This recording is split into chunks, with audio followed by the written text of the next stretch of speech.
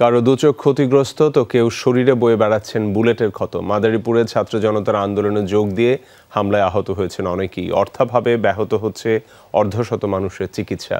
যাদের ত্যাগের বিনিময়ে এসেছে এত বড় পরিবর্তন, তাদের অনেকেই এখনো বিছানায় কাতরাচ্ছেন অসহ্য যন্ত্রণায়।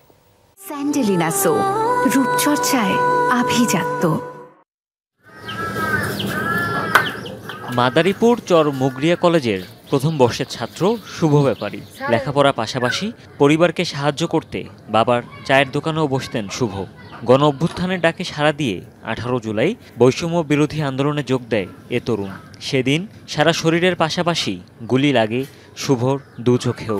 তারা উল্টা আমাদেরকে গুলি করে ফায়ার করে ওখান থেকে আমাদের ধাওয়ানোর চিন্তা ভাবনা করে। তখন আমরা পালাইতে পারবো কিভাবে ওইটা মাথায় ছিল না। তবে আমাদের সাথে যে মেয়ে শিক্ষার্থীগুলো ছিল ওদেরকে বাঁচাতে গিয়ে আজ আমার একটি চোখ নষ্ট হয়ে গেছে। একটা চোখ তার এই পর্যন্ত অন্ধ, তার পাশাপাশি আর একটা চোখও অন্ধর মতোই কম দেখে। আমি 2 লক্ষ টাকা দিয়ে আমার ছেলের ট্রিটমেন্ট করে আনছি, এখনো আমার ছেলে সুস্থ হয় নাই।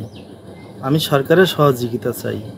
একই দিন বিকেলে পুলিশ সুপারের কার্যালয়ের সামনে গুলিবিদ্ধ হন আরেক কলেজ ছাত্র সাফায়েত ইসলাম। আন্দোলনে যোগ দেওয়ার মূল্য এখনো শরীর জুড়ে।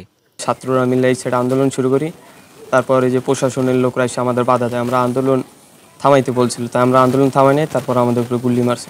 রিকশা চালক বাবা ও গৃহিণী মায়ের সাথে গোলাবাড়ির একটি ভাড়া বাসায় বাস স্কুল শিক্ষার্থী মানসুরার। আন্দোলন চলাকালীন প্রাইভেট পড়তে বাসা থেকে বের হলে গোলাগুলির মধ্যে পড়ে দুটি চোখই ক্ষতিগ্রস্ত হয় তার।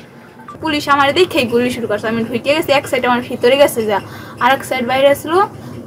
তো একটা ছেলে আমার টান দিয়ে ঢুকাইছে, আর এই সাইডে সম্পূর্ণ শরীরেই আমার গুলি লাগছে। এমন আরও অনেকের আত্মত্যাগের মাধ্যমে দেশের এত বড় পট পরিবর্তন সম্ভব হয়েছে। এখনও যার ক্ষত বয়ে বেড়াচ্ছেন জেলার অর্ধশত মানুষ। তবে অর্থাভাবে ব্যাহত হচ্ছে অনেকেরই চিকিৎসা সেবা। মানুষকে গুলি লাগে, তারপরে বাসায় চলে যায়। তারপরে ঢাকায় যাওয়ার পরে আমার 2টা অপারেশন হয়েছে, আরও 2টা অপারেশন বাকি আছে আমার। তাদের যেন সুনির্দিষ্টভাবে চিকিৎসা করা হয় এবং তাদের শরীরে যেন গুলিগুলো বা আর যারা বিভিন্নভাবে আহত আছেন, ইনজুরিড অবস্থা আছেন, তাদের চিকিৎসা যেন প্রদান করা হয়। আহতদের যে কোনো সহায়তায় পাশে থাকার আশ্বাস পুলিশের। ছাত্র জনতার যে গণ অভ্যুত্থান সেই সংক্রান্তে আহত কেউ যদি কোনো ধরনের আইনি সহায়তা প্রয়োজন বোধ করেন, আমাদের কাছে আসলে আমরা তাদের আইনি সহায়তা প্রদান করব। আন্দোলন দমাতে মাদারীপুরে সবচেয়ে বড় সহিংসতা হয় 18 ও 19 জুলাই। ঘটনার তদন্তে জেলা পুলিশের পক্ষ থেকে আলাদা 5টি কমিটি গঠন করা হয়েছে। হুমায়ুন রশিদ, যমুনা নিউজ।